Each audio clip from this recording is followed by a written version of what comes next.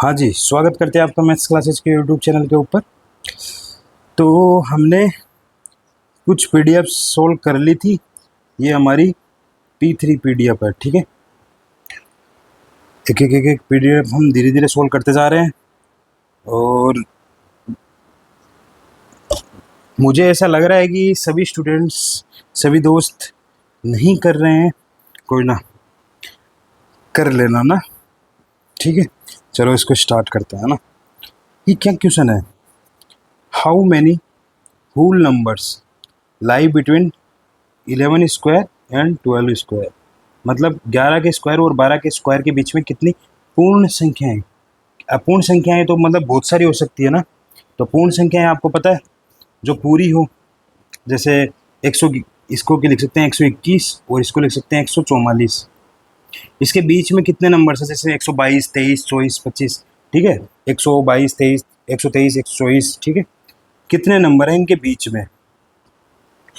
अब बहुत सारे ना टीचर्स इसको बोलते हैं कि भाई n है, n+1 है, इनका स्क्वायर है, ठीक है। अगर आपको इनके बीच में निकालना है नंबर्स, कितने नंबर्स है, तो 2n होते हैं ना, 2n। तो यहाँ पे n की वैल्यू कितने, 11। तो 11 दूना 22 यहाँ पे है। मैं ये नहीं बोलूँगा आपको याद करने के लिए, ठीक है। आपको अच्छा लगे तो याद कर लेना, बाकी ये तो बेसिक है यार। कुछ भी नहीं हो तो 1 मिनट लगेगा गिन लेना, है ना। अपन को यूपीएससी सीसेट के अंदर टाइम खूब मिलता है ना। ये सीजीएल वाले करते हैं इसको कि 11 स्क्वायर 12 स्क्वायर के बीच में, और ये होता कैसे है, वो उन्हीं के काम की चीज़ है। वो डिफरेंस निकालते हैं, +1 करते हैं ना। आप गिन लेना इसको, ठीक है। कोई ज़्यादा इतनी महाभारत नहीं है। हाँ, लेकिन कहाँ ज़्यादा काम में आ जाती है वो चीज़, जैसे आपको बोल दिया 21 का स्क्वायर, 22 का स्क्वायर, 441, 484, ठीक है। अब इसके बीच में निकालना हो तो आप गिनने बैठोगे तो फिर बाद में गिन सकते हैं वैसे तो ना, इतना ज़्यादा कोई लफड़ा नहीं है ना। 50 वाले 10 10 गिन सकते हैं कोई। और वैसे अगर आप देखो तो 21 दूना 42, ठीक है, कर सकते हो आप, गिन लेना। और अगर वैसे भी देखना चाहो तो आपको 144 है।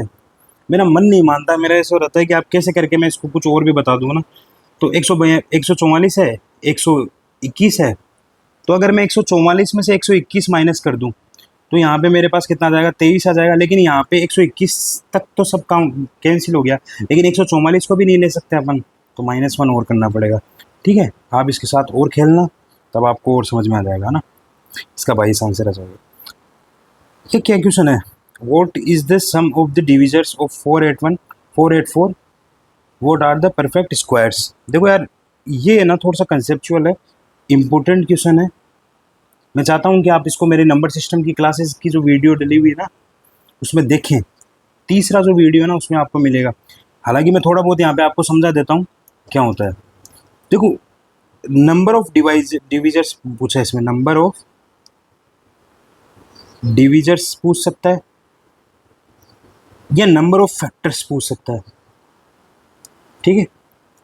आपको पूछ सकता है sum of factors, sum of factors या डिविजर्स, ठीक है। क्या होता है मैं आपको समझाता हूँ। जैसे क्या हुआ, मेरे पास एक संख्या है 12, ठीक है। अब इसका मैं फैक्टर बोल सकता हूँ या डिविजर्स बोल सकता हूँ, ठीक है, या मैं गुणनखंड बोल सकता हूँ हिंदी मीडियम के लिए। क्या होते हैं कि जिसका इसमें भाग जाए, ठीक है कि नहीं है। मतलब क्या हुआ, मतलब हुआ जैसे ये 12 है तो इसमें 1 का भी भाग जा रहा है, 2 का भी भाग जा रहा है, 3 का भी भाग जा रहा है, 4 का भी भाग जा रहा है, 5 का नहीं जा रहा, और 6 का भी जा रहा है, और 12 का भी जा रहा है। तो इसके इतने डिविजर्स, इतने फैक्टर्स, इतने गुणनखंड होंगे ही नहीं होंगे। नहीं समझ में आया? कोई संख्या इस संख्या में किस किस का भाग जा सकता है, वो इसके डिविजर्स होते हैं, ठीक है कि नहीं है। अब इसको निकालते कैसे हैं? अगर ये ऐसे निकलेगा क्या ना, इसको मैं निकालने का तरीका बता देता हूँ आपको। इसको फैक्टराइजेशन करना पड़ता है, प्राइम फैक्टर में बनाना पड़ता है, अभाज्य गुणनखंड विधि, ठीक है। इसको क्या लिख सकता हूँ मैं, 4 × 3, 2 का स्क्वायर इंटू 3 की पावर 1। तो जो ये पावर है, जो ये पावर है, इसको 1 बढ़ा के, जैसे 2 की, इसको प्राइम फैक्टर में कन्वर्ट करना है, ठीक है, अभाज्य गुणनखंड में। अब जो पावर है उसको +1 करो, 3, इसको +1 करो 2, कितना आया 6, 1 2 3 4 5 6, तो इसके कितने डिविजर्स हो गए 6। ये शॉर्टकट है इसका, ठीक है। ये तो हमने निकाला है नंबर ऑफ फैक्टर्स, ये मैंने उस क्लास में अच्छे से समझाया है सबको, ठीक है। नंबर ऑफ फैक्टर्स, इसके अलावा पूछ सकता है number of even factors, number of odd factors, गुणनखंडों की संख्या, सम गुणनखंडों की संख्या, विषम गुणनखंडों की संख्या। अब इसमें अब आप इवन फैक्टर्स कैसे निकालोगे? इवन फैक्टर्स के लिए क्या करना है आपको, अभी मैं शॉर्ट में ज़्यादा ऐसा वो कोई बता नहीं रहा हूँ आपको, ऐसे समझ लेना। इवन फैक्टर्स में जो इवन है ना, इसकी पावर को, इवन तो 2 ही आएगा, बाकी तो प्राइम नंबर, भाई प्राइम यहाँ पे 2, ये 2 ही तो आएगा ना, प्राइम फैक्टर एक ही तो होता है। मतलब आप अभाज्य संख्या, सम अभाज्य संख्या किसको कहते हैं? तो सम अभाज्य संख्या केवल एक ही होती है जिसको बोलते हैं 2, ठीक है। तो यहाँ पे हमको क्या करना है, जो सम अभाज्य संख्या की जो पावर है ना, उसको उतना ही लिखना है, एक प्लस करके नहीं लिखना। ऐसा क्यों होता है, क्यों नहीं होता है? ये परमुटेशन कॉम्बिनेशन का बात है, परमुटेशन कॉम्बिनेशन वाली वीडियो में बता दूंगा या फिर उस वीडियो में आप देख लेना। लेकिन हाँ, अगर आपको इवन फैक्टर्स की संख्या निकालनी है, सम गुणनखंडों की संख्या निकालनी है, जो 2 है ना उसकी पावर जितनी है ना उतनी लिखो, बाकी जो जितने भी है फैक्टर्स उनकी पावर को +1 करके लिख लो, तो कितना आया 4, कितना आया 4। तो कुल में से मैं सम घटा दूंगा तो विषम में आ जाएंगे 2। और आप देख भी सकते हो सम गुणनखंड कौन कौन सा है, एक तो 2 है, एक 4 है, एक 6 और एक 12 है। 4 हुए कि नहीं हुए टोटल, और 2 अपने पास, 1 और 3 क्या है, इवन हुए कि नहीं हुए, सॉरी ऑड हुए कि नहीं हुए, विषम। आई थिंक मेरे आपके बात समझ में आ गई होगी। 3 चीज़ मैंने बताई है, फिर से देख लेना। 2 की घात a इंटू 3 की घात b इंटू 5 की घात c, ऐसे करते चल सकता है ना, ठीक है, गुणनखंड बन सकता है। तो नंबर ऑफ फैक्टर्स कितने होंगे, मैं फिर आप लिख सकते हो साइड में, नंबर ऑफ फैक्टर्स होंगे a+1 b+1 c+1, ऐसे करके चलता जाएगा इनका मल्टीप्लिकेशन, ठीक है। नंबर ऑफ इवन फैक्टर्स कितने होंगे, इवन फैक्टर्स कितने होंगे, जो 2 की पावर में उसको एग्जैक्ट +1 नहीं करना, बाकी सबको +1 करके गुणा करना है, ठीक है। और ऑड फैक्टर्स में क्या करना है, टोटल में से इवन माइनस कर दो, ठीक है। ये तो अपने पास नंबर ऑफ फैक्टर्स हो गए, 3 प्रकार के क्वेश्चन बन गए, कन्फर्म क्वेश्चन आ सकता है, ठीक है। अब बात आती है सम ऑफ, जैसे इसमें क्वेश्चन पूछा है, इसमें क्या क्वेश्चन पूछा है कि 484 के उन भाजकों का योग कितना है जो पूर्ण वर्ग है, ठीक है, जो क्या है, पूर्ण वर्ग है। अब एक चीज़ और पूछ सकता है कि पूर्ण वर्ग फैक्टर कितने हैं ना, वो अपन उसमें देखेंगे। अभी इसमें देखो एक बार, जैसे 12 है, अपन ने क्या किया, इसका 2 की घात 2 इंटू 3। तो अगर हमको क्या करना है, इसके क्या करना है, एक तो क्वेश्चन बनेगा भाजकों का योग, डिविजर्स का सम कितना है, भाजकों का योग, ये सब लिख लेना आप, ठीक है। अगर भाजकों का योग या फिर डिविजर्स का सम पूछा है तो आपको कुछ ही नहीं करना है, एक फॉर्मूला होता है, जैसे ये है 2 की घात 2, तो आप 2 की घात 0 से स्टार्ट कर दो, 2 की घात 1 प्लस 2 की घात 2, ठीक है, जहाँ तक फिर इंटू 3 की घात कितना है 0 प्लस 3 की घात कितना है 1। अगर यहाँ पे 5 की घात 3 होता एक्स्ट्रा तो मैं क्या करता, यहाँ पे इंटू में क्या करता, 5 की घात 0 प्लस 5 की घात 1, ऐसे करते करते 5 की घात 5 तक करता, ठीक है कि नहीं है, ऐसा करते हैं अपन, ठीक है। अब यहाँ पे क्या पूछा इसने, उन भाजकों का योग कितना होगा जो पूर्ण वर्ग है, तो पूर्ण वर्ग के लिए क्या करेंगे हम, पूर्ण वर्ग के लिए क्या करेंगे हम 2 की घात 0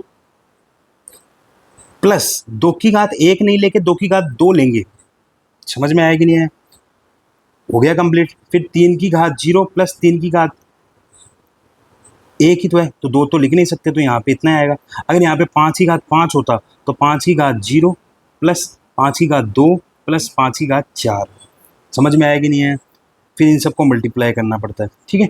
ये सब अच्छे से समझाया हुआ है, ये मैंने यहाँ पे एक्स्ट्रा बता दिया आपको, जितना समझ में आया ठीक है, और आप उस क्लास को रेफ़र कर सकते हो, ठीक है। अब मैं बात करता हूँ इसके 484 की, तो 484 है, इसमें 4 का भाग दिया तो 1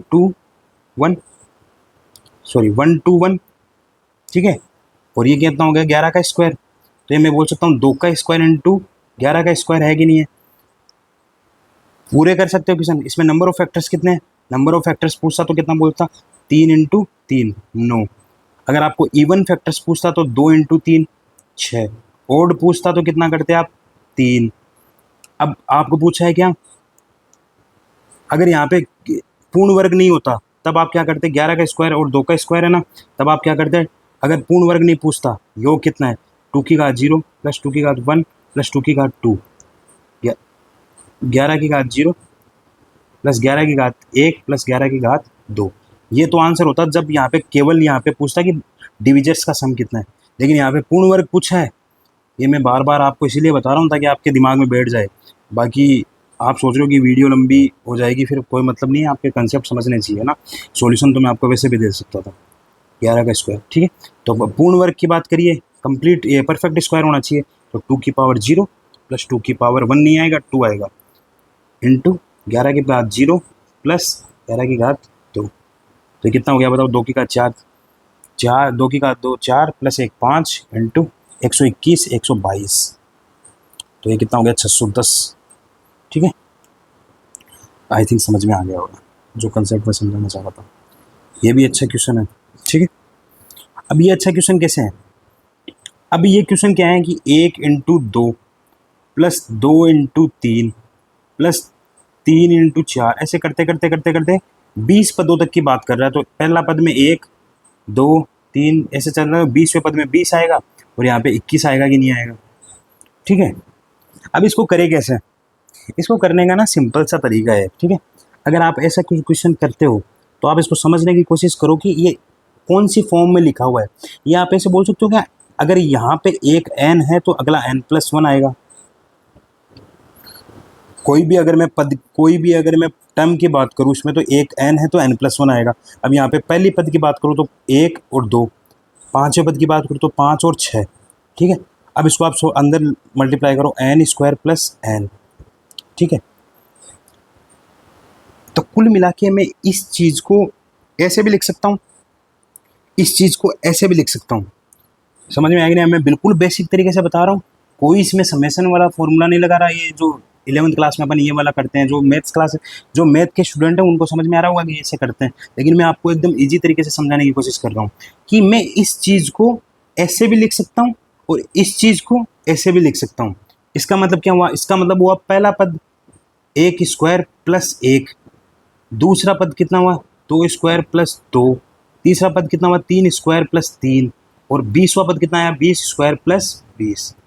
इसका मतलब समझ रहे हो आप, इसका मतलब ये है कि 1 प्लस 2 प्लस 3 प्लस 20, तो आपको बताया हुआ फॉर्मूला n इंटू n+1/2 बचपन से पता है अपन को।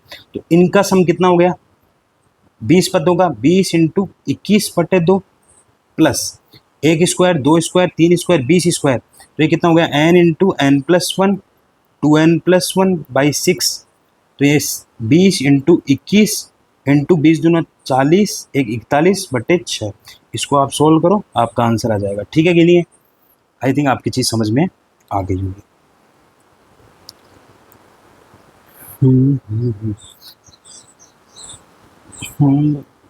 ये क्वेश्चन छोड़ देना, ठीक है। 10th क्लास की बुक में आता है उभयनिष्ठ पदों की संख्या, अपने नहीं आएगा ये क्वेश्चन, ये गलती से आया हुआ क्वेश्चन है, ठीक है। 10th क्लास में आता है ये क्वेश्चन, जिसमें अपन है ना इसका और इसका कॉमन डिफरेंस का एलसीएम लेके निकालते हैं, ठीक है। इनमें फर्स्ट कौन सा पद जो है जो दोनों में आ रहा है कॉमन आ रहा है वो निकालते हैं, और इन दोनों का जो डिफरेंस निकालते हैं, फिर एलसीएम लेके करते हैं। हालांकि ये अपने क्वेश्चन नहीं आएगा इसलिए इसको मैं बता रहा हूँ, हटा देना, इसको कोई मतलब नहीं है, ठीक है। ये क्वेश्चन देखें, क्या क्वेश्चन पूछा कि 99 11/99 प्लस, देखो एक चीज़ समझो, अगर मैं लिखता हूँ 5/2, 5/2 को मैं लिख सकता हूँ 2.5, 2 + 1/2 लिख सकता हूँ, नहीं लिख सकता। इसको ऐसे भी लिख सकते हैं, नहीं लिख सकते। इसका मतलब इसको ऐसे लिख सकते हैं, इसको ऐसे लिख सकते हैं, बस इतना चीज़ समझना है। अब इसका मतलब क्या हुआ, इसका मतलब ये हुआ कि 99 से यहाँ तक जाना है अपन को, तो हर एक में 99 आ रहा है, प्लस 11/99 आ रहा है, प्लस 99 आ रहा है, 13/99 आ रहा है ना, प्लस ऐसे करते करते करते करते लास्ट में 99 67/99 आ रहा है। इसका मतलब 99 कितनी बार आ रहा है पता नहीं, 11/13/67। तो कुल मिला के मेरे पास एक सीरीज बन रही है। अगर मेरे को ये पता चल जाए कि 11 से लेके 67 तक, 67 तक, तो आपको एक 10th क्लास में एक फॉर्मूला बताया था कि ए एन इक्वल टू कितना होता है, a plus n minus one into d. ये क्वेश्चन आ सकते हैं, मैंने डाल दिए, हालांकि चांसेस 0.1% है। ये क्वेश्चन आ सकता है, इसका तो मैं बताता हूँ नहीं है चांस। तो अगर आपको लग रहा है तो आप सीख लो, अच्छा रहेगा, ठीक है, क्योंकि बचपन में आपको किया हुआ भी है। तो अगर ये मेरे पास फर्स्ट टर्म है, ये मेरे पास लास्ट टर्म है, तो लास्ट टर्म में मेरे पास 67 है, तो 67, फर्स्ट टर्म मेरे पास 11 है, प्लस मेरे को एन निकालना है कितने इसमें टर्म्स हैं, इंटू डी कितना है 11, 13, 15, 67। तो यहाँ से मेरे पास कितना आ गया बताओ, अगर इसमें से जाऊँगा तो 67 में से गया तो 56 आया, और यहाँ से 2 का भाग दिया 28 और एक 29, इसमें 29 टर्म आई कि नहीं आई। इसको सोल्व करने पर भाई 11 इधर गया 56, फिर इसमें 2 का भाग लग गया और -1 है वो +1 हो गया, तो 29 आया कि नहीं आया। तो मेरे पास कितनी टर्म्स आ गई, 29 टर्म्स आ गई कि नहीं आ गई। समझ में आया कि नहीं आया। 11 + 2 इंटू डी 56 और 67, ठीक है ना। तो मेरे पास 99 कितनी बार आएगा, 29 बार आएगा कि नहीं आएगा। तो 99 कितनी बार आ रहा है, 29 बार, प्लस 11 कॉमन ले लेते, 1/9, 1/99 कॉमन ले लेता हूँ, तो अंदर कितना आ गया 11 + 13 + 67, ठीक है। तो ये हो गया 99 इंटू 29 प्लस 1/99। और ये अभी ये आपको बचपन में बताया हुआ है कि कैसे सोल्व करते हैं इसको सोल्व करते हैं n/2, तो 29/2 into first term plus last term, ठीक है। इसको आप सोल्व करके आंसर निकाल सकते हो, इतना कोई इंपॉर्टेंट क्वेश्चन है नहीं, बाकी मैंने आपको इसको समझा दिया, इसको सोल्व करना है, ठीक है। अप्रोक्सीमेट ये इसमें दिया हुआ है, आपका हो जाएगा, ठीक है, ओके। ये दोनों क्वेश्चन अगर आप छोड़ते भी हो तो इसमें कोई बुराई नहीं है ना, ठीक है। ये तो मैंने ऐसे डाल दी, उसमें दिख रहे थे, गलती कर दी। ये अच्छा क्वेश्चन है, बहुत अच्छा क्वेश्चन है। अगर इस पीडीएफ का सबसे बेस्ट क्वेश्चन मैं अगर आपको बोलूँ तो ये है, पूरा दिमाग लगा देना, कर लेना, बार बार क्वेश्चन आता है इसके ऊपर, इस कंसेप्ट के ऊपर क्वेश्चन आता है, ठीक है। ये क्वेश्चन क्या बोला भाई, यदि 2 अंकों की संख्या, कभी भी आपको ऐसा क्वेश्चन पूछ ले, यदि 2 अंकों की संख्या, जो कल मैंने पीडीएफ डाली थी P9 जिसमें सिविल सर्विसेज का क्वेश्चंस थे, उसमें 2023 में या फिर 2022 में एक क्वेश्चन आया हुआ है सेम कंसेप्ट पे। तो मैं ऐसे क्वेश्चन को करने के लिए मेरे पास एक तरीका होता है, मैं मानता हूँ बेस्ट है। जैसे A और B 2 अंकों की संख्या है, अगर इसको मैं लिख सकता हूँ तो मैं क्या लिख सकता हूँ, इसको मैं लिख सकता हूँ कि जो यूनिट डिजिट है उसको B प्लस जो दाई वाला अंक है उसको 10A लिख सकता हूँ, नहीं लिख सकता। अगर आपको नहीं समझ में आ रहा तो जैसे 36 है तो इसका इकाई अंक 6 प्लस दाई का अंक जो 3 है तो उसको 30 लिख सकते हैं, 36, ठीक है। इसको जब उलटता हूँ तो BA लिखूंगा तो कितना हो जाएगा 10B + A। ये बोल रहा है कि यदि 2 अंकों की संख्या के अंकों को उलट दिया जाए तो संख्या में 36 की कमी हो जाती है। मतलब AB में से अगर BA माइनस करूंगा, इसमें से ये माइनस करूंगा, तो 10A + B में से मैं माइनस करूंगा 10B - A, तो मेरे पास कितना आएगा 36 आएगा कि नहीं आएगा, ठीक है। तो इसका मतलब कितना हुआ, ये 9A - 9B = 36। यहाँ से 9 कॉमन आ गया, A - B = कितना आया 36, डिवाइड हो जाएगा तो कितना आ जाएगा 4। तो ये बोल रहा है कि A - B कितना आएगा 4। A और B क्या है, डिजिट्स है, तो देखो पहला ऑप्शन पढ़ो, the difference of the digits is 4। बिल्कुल सही बात है कि नहीं है, बिल्कुल सही बात है कि नहीं है, बिल्कुल सही बात है। अब ये बोल रहा है कि इसको अगर मान लो कि वह नंबर 84 हो सकता है क्या, तो बोलेंगे भाई 84 को देख लेते हैं। तो 84 है, इसके बीच का डिफरेंस कितना आ रहा है, डिजिट्स के बीच का डिफरेंस 4 आ रहा है, बिल्कुल। अगर मैं 84 को 48 लिखूं तो मेरे पास डिफरेंस कितना आ रहा है इसका, तो 14 में से 8 गया 6 और 7 में से 4 गया 3, 36। दोनों चीज़ें सेटिस्फाई, ये भी सेटिस्फाई कर रही है और ये 4 वाली भी सेटिस्फाई कर रही है, इसका मतलब ये भी सही हो गया कि नहीं हो गया। इसमें जो दुख देगा ना वो ये वाला देखा, ये वाला, संख्या हमेशा एक भाज्य संख्या होगी, number is always a composite number. अब इस क्वेश्चन को देखते ही मेरे दिमाग में क्या आता है, यार क्या कोई प्राइम नंबर भी ऐसा हो सकते हैं क्या? तो मेरे को दिमाग में क्या करना है कि डिफरेंस मेरे पास कितना है डिजिट्स का, चार। चार डिफरेंस कहाँ कहाँ से आ सकता है? चार डिफरेंस कहाँ कहाँ से आ सकता है बताओ? अगर मैं एक के साथ लूँ तो पाँच, अगर मैं दो के साथ लूँ तो छः, तीन के साथ लूँ तो सात, चार के साथ लूँ तो आठ, पाँच के साथ अगर मैं लिखूँ तो कितना आया बताओ? पाँच के साथ अगर मेरे पास लूँ तो कितना आया? नौ। यहाँ पे तीन के साथ सात आ रहा है, बताओ। ये 37 मेरे को दिख रहा है। अगर 37 को मैं उल्टा करूँ तो 73 आएगा। चार इनके बीच का डिफरेंस भी आ रहा है और इनको ऐसे माइनस करूँगा तो 36 भी आ रहा है। तो ये 37 तो मेरे पास एक प्राइम नंबर हो गया ना। ऐसे आपको देखना पड़ेगा यार, दिमाग लगाना पड़ेगा, ठीक है। तो ये बस गलत हो गया कि नहीं हो गया? ये गलत हो गया हमेशा। तो अब इसमें आप वो एक्सट्रीम वर्ड वाला लगाना चाहो तो लगा सकते हो, बाकी आपकी मर्जी, ठीक है। तो इसका मतलब ये सही हो गया, ये सही हो गया, ये गलत हो गया, क्योंकि इसमें 73, 37 ये वाला सिस्टम उग चुका है। आई थिंक ये चीज़ आपके समझ में आ गई होगी, है ना। ये 7 नंबर वाला क्वेश्चन बताओ, निम्नलिखित में से कौन सा भिन्न सबसे छोटा है? कौन सा सबसे छोटा है? ठीक है, एक चीज़ मैं आपको बताता हूँ, इसमें 99% लड़के भाग देंगे और कर लेंगे, 2 या 3 मिनट में आंसर आ जाएगा। इसका एक ट्रिक बताता हूँ आपको ना, कुछ में ट्रिक्स अच्छी होती है। आप इसको कंपेयर करो, 5/11, 7/12। इसका वैसे तो ऐसे बोलते हैं कि आप इसको क्रॉस मल्टीप्लाई कर लो, 12 पंजे 60 और 11 7 77। कौन सा बड़ा आ रहा है? ये बड़ा आ रहा है, तो छोटा कौन सा होगा? ये। इन दोनों में छोटा कौन सा होगा? ये। अपन को सबसे छोटा निकालना है, तो ये तो नहीं हो सकता आंसर। अब ये हुआ कैसे, उसके बीच के रीजन में आपको बताना चाहता हूँ कि भाई 5/11, 7/12। अब मेरे को नहीं पता कि भाग कितने में लगेगा। मैं ऊपर इधर 12 से मल्टीप्लाई कर देता हूँ, 12 से मल्टीप्लाई कर देता हूँ, इधर 11 से मल्टीप्लाई कर देता हूँ, इससे 11 से मल्टीप्लाई क्यों किया मैंने? क्योंकि ये बेस सेम हो गया। अगर ये बेस सेम हो गया तो मेरे को जो ऊपर वाली ज़्यादा होगी वही ज़्यादा बड़ी होगी। तो यहाँ से 60 ज़्यादा है या फिर 77? 77 ज़्यादा है। इसका मतलब ये ओवरऑल ये बड़ा होगा कि नहीं होगा? भाई 12 ऊपर नीचे मल्टीप्लाई करने पर तो कुछ ही फर्क नहीं पड़ता है, 11 ऊपर नीचे मल्टीप्लाई करने पर कुछ ही फर्क नहीं पड़ता है, बात सेम ही है। बट यहाँ से अपन को चीज़ समझ में आ गई कि कैसे कर सकते हैं। हाँ, अब इसका शॉर्ट ट्रिक आपको पता है कि भाई मैंने क्या कहा, इसमें ये तो नहीं है। अब इसको कंपेयर करते हैं, 5/11, 8/13, 13 पंजे 65, 11 8 88। कौन सा बड़ा है? ये। तो ये बड़ा है, अपन को तो छोटा लेना है। तो अभी तक सबसे छोटा कौन चल रहा है? 5/11, 5/11 और 9/17, 17 पंजे 65, 99। इसका मतलब ओवरऑल यही होगा, ठीक है कि नहीं है? इसमें ज़्यादा अब ये बताने के लिए मैंने आपको कहा, आप डायरेक्ट बोलोगे 11 7 77, 12 पंजे 60, ये नहीं होगा। 13 पंजे 65, 11 8 88, ये नहीं होगा।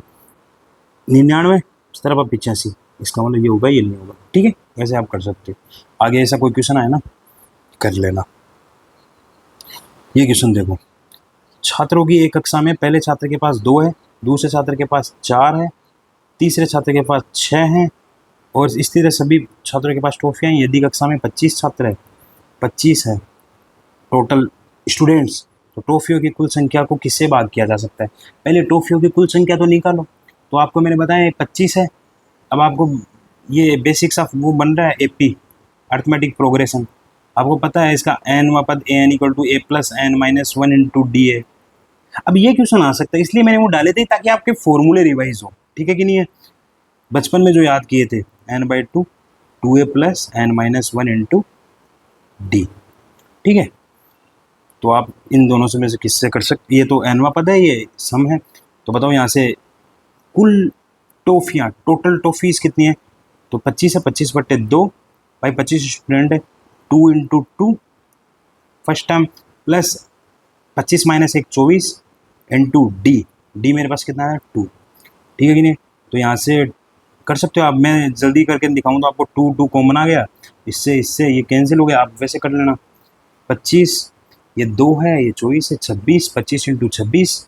तो यहाँ से 13 एक फैक्टर आ रहा है, 2 एक फैक्टर आ रहा है, 5 एक फैक्टर आ रहा है, 5 एक फैक्टर आ रहा है। तो बताओ 11 कहीं आ रहा है क्या? 11 नहीं आ रहा है। इसमें अब भाग किससे जा सकता है? 11 होना चाहिए, यहाँ पे 11 है ही नहीं। 13 होना चाहिए, है ही नहीं।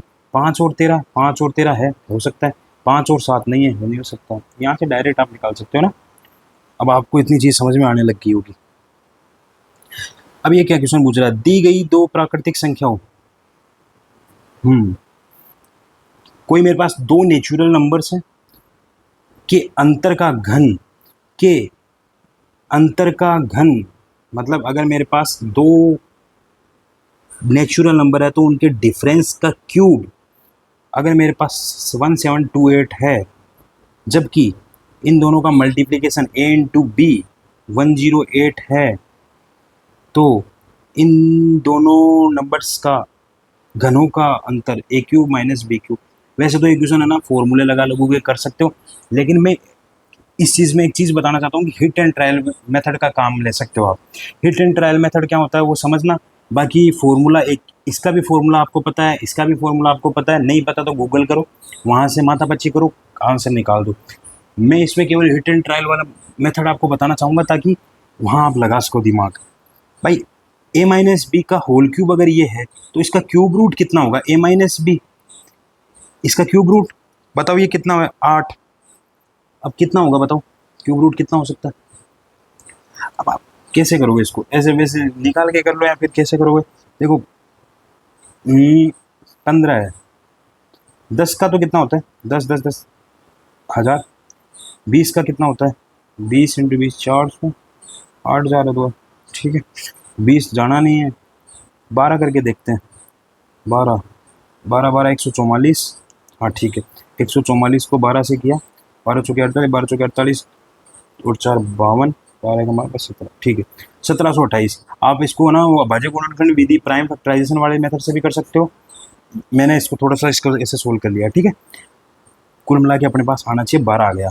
कैसे, ऐसे याद है ना वो तरीका बचपन में, कुछ नहीं हो तो ऐसे कर लेना, इसको भाग देना 2 से, फिर वो क्यूब रूट निकाल लेना, ठीक है।